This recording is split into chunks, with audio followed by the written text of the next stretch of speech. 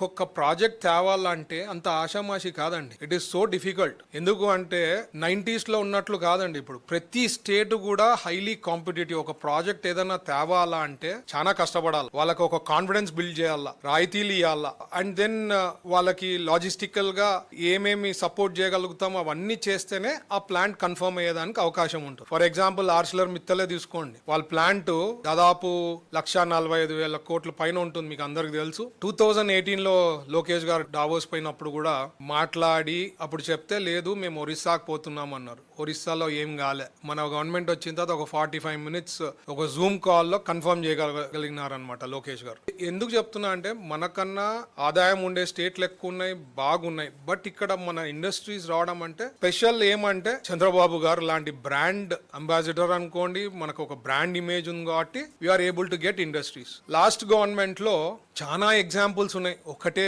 మరి నేను ఈ మధ్య కొత్తగా వినిండేది ఏమంటే మీకు గుర్తుంటుంది, వాళ్ళ గవర్నమెంట్ వచ్చిన వెంటనే పీపీఐని రద్దు చేయడం జరిగింది. ఫార్ ఈస్ట్ లో ఉండే కంపెనీస్ అంతా ఒకసారి మీటింగ్ ఏదో చేసుకున్నారండి, హైదరాబాద్ లోనో చెన్నై. మన రిప్రజెంటేటివ్ ఫ్రమ్ ఆంధ్రప్రదేశ్ పోయినారు, అధికారి ఎవరో పోతే వాళ్ళు లేపిచ్చి ఆ మీటింగ్ నుంచి బయటికి పంపించేసడం జరిగింది. That was the situation. Andhra Pradesh కి ఎక్కడన్నా పోండి ఇండియాలో, ఆంధ్రప్రదేశ్ కి రావద్దని చెప్పే లెక్కలో వాళ్ళంతా ఆర్డర్స్ వాళ్ళ ఇన్ఫర్మేషన్ ఇవ్వడం అట్లా జరిగిందనమాట త్రూ అవుట్ వరల్డ్.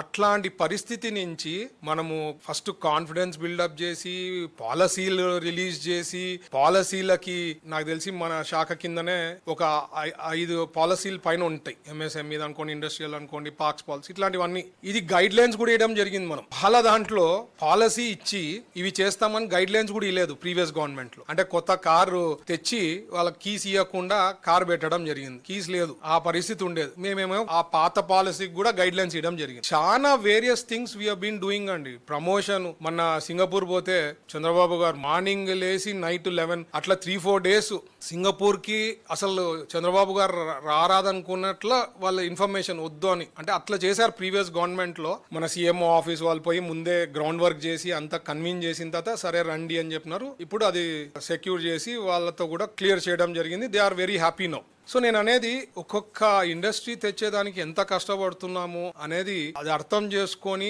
ఇంకా ఏమన్నా ఉంటే వాళ్ళు ప్రశ్నించేది ఏదైనా మేము దానికి జవాబు చెప్పేదానికి కష్టం ఉండాలి. కానీ నోటికి వచ్చింది వాళ్ళు రాయడము లేకపోతే చెప్పడము చాలా బాధాకరం.